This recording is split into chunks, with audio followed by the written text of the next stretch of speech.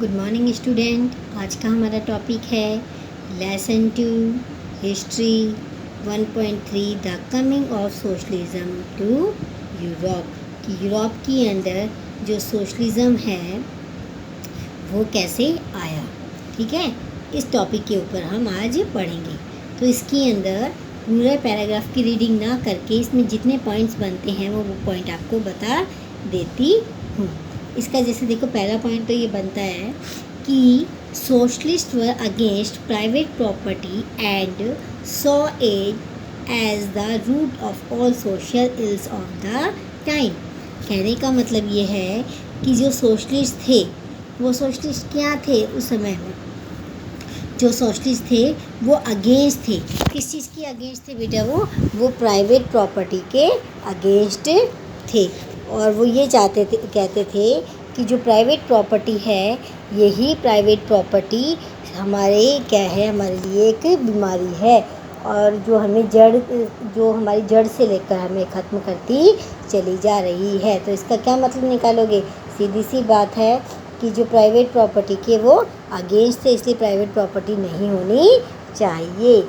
उसके बाद में सेकंड पॉइंट है इसका कि जो कार्ल मार्क्स बहुत बड़े जो सोशलिज़म के फेवर में थे और सोशलिज़म उनकी वजह से आया है।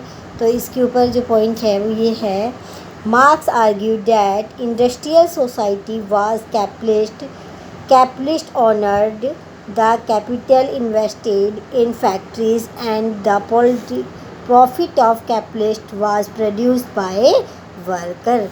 मार्क्स का क्या कहना था? जो कार्ल मार्क्स थे, जो सोशलिज़म के फेवर में थे, उनका ये कहना था कि जो इंडस्ट्रियल सोसाइटी है, उन्होंने कहा कि जो इंडस्ट्रियल सोसाइटी है वो कैपिटलिज्म के ऊपर है। अब कैपिटलिज्म का मतलब क्या होता है आपको पहले तो ये बता दें। कैपिटलिज्म उस सिस्टम को कहते हैं सोसाइटी का जिसके अंदर सारी पावर एक ऑनर्ड की होती है, रूल एंड रेगुलेशन उसके अकॉर्डिंग डिसाइड होते हैं। जितना भी प्रॉफिट होता है वो सारा का सारा प्रॉफिट वो अपने हैंड ओवर कर लेता है, यानी कि वर्कर्स को तो कुछ नहीं मिलता, केवल बेचारे काम करते ही रह जाते हैं। तो मार्क्स का यही कहना था कि जो इंडस्ट्रियल सोसाइटी वो कैपिटलिज्म बेस्ड है और जो सारा प्रॉफिट है वो अपने पास रख लेती है।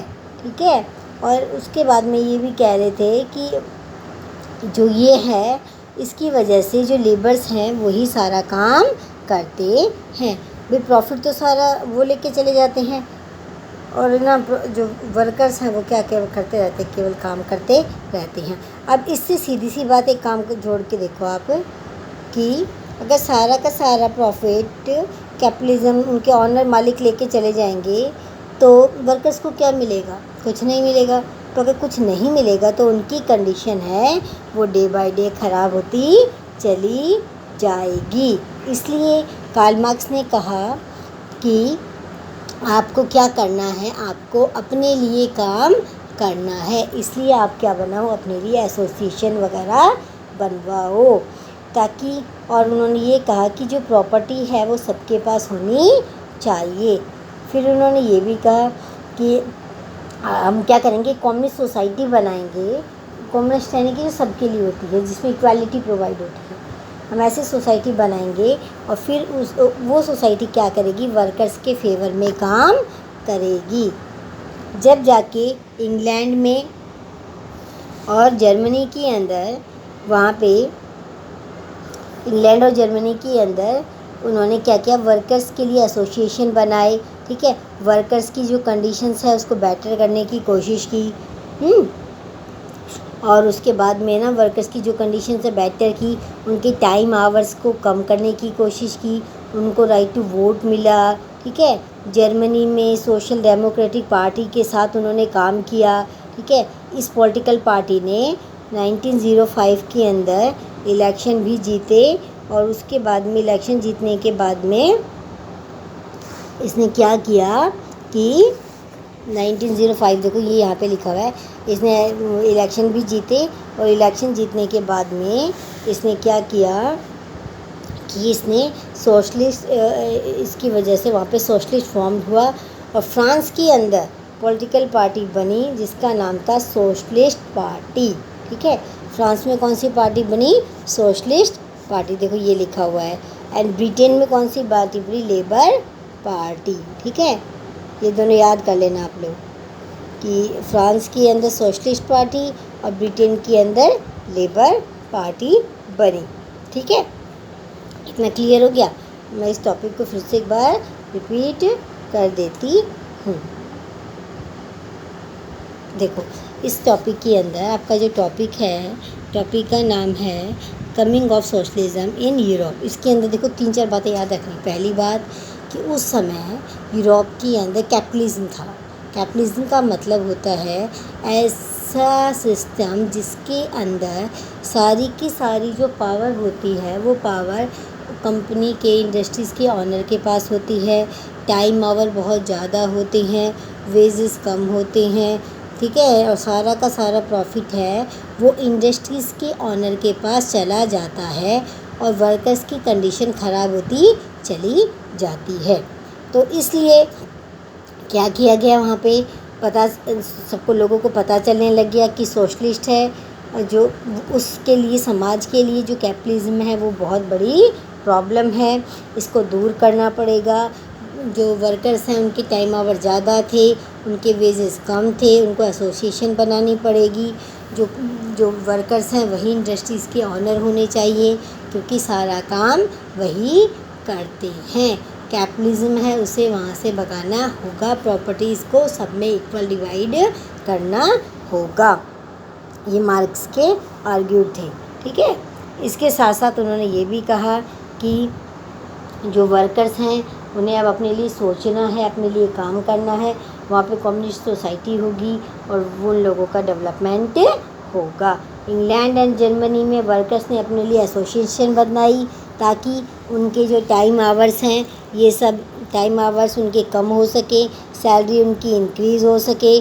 ठीक है, तो वहाँ पे उन्होंने क्या किया, एक एसोसिएशन बनी जिनका नाम था सोशल डेमोक्रेटिक पार्टी, जिसको SPW के नाम से जाना जाता है। इस पॉलिटिकल पार्टी के बाद इन्होंने बाद में इलेक्शन भी कंडक्ट किए और 1905 के अंदर इन्होंने जीता भी। फिर उसके बाद में इसके साथ सोशलिस्ट और ट्रेड यूनियंस ने मिलकर इनके साथ काम किया।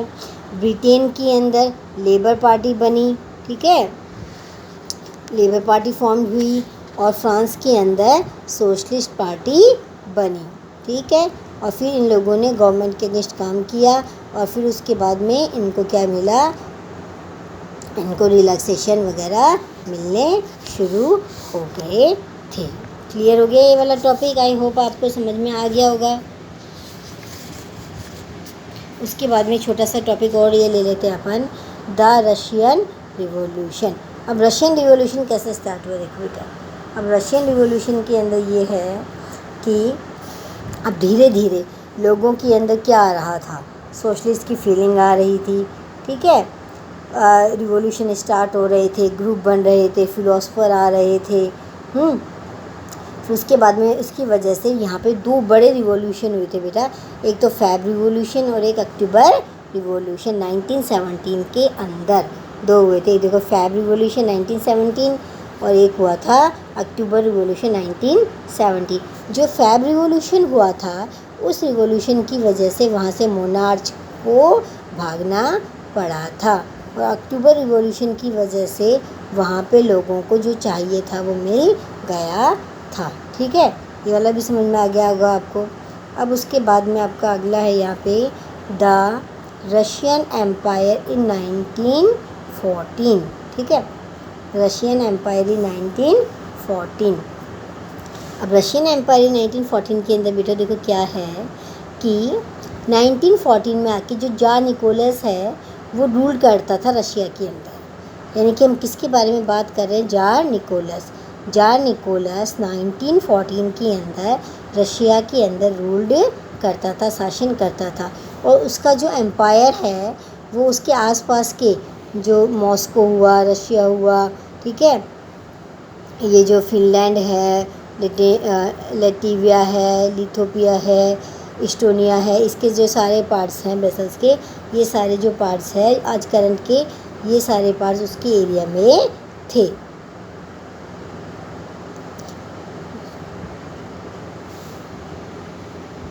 यहाँ पर जो वहाँ पे धर्म था वो कौन सा था, धर्म था मेजर।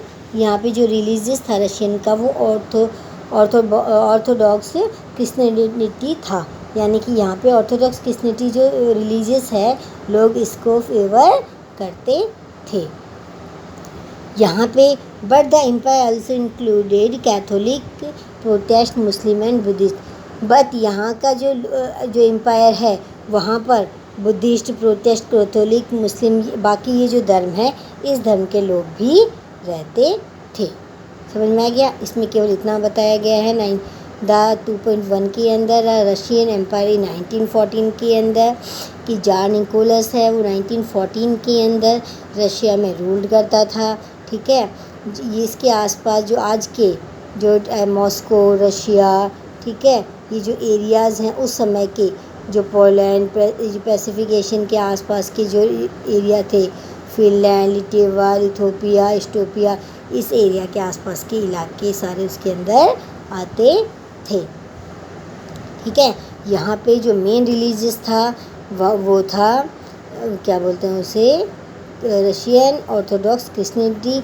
बट इसके साथ साथ यहाँ पे कैथोलिक, प्रोटेस्टेंट, मुस्लिम और बुद्धिस्ट रिलीजियस के लोग भी सर्वाइव करते थे। आई होप आपको ये 2-3 टॉपिक समझ में आए होंगे। मैं इससे ज़्यादा लेंथ इसको नहीं कर सकती। आगे वाला टॉपिक आपको नेक्स्ट वीडियो में सेंड करूँगी। Thank you.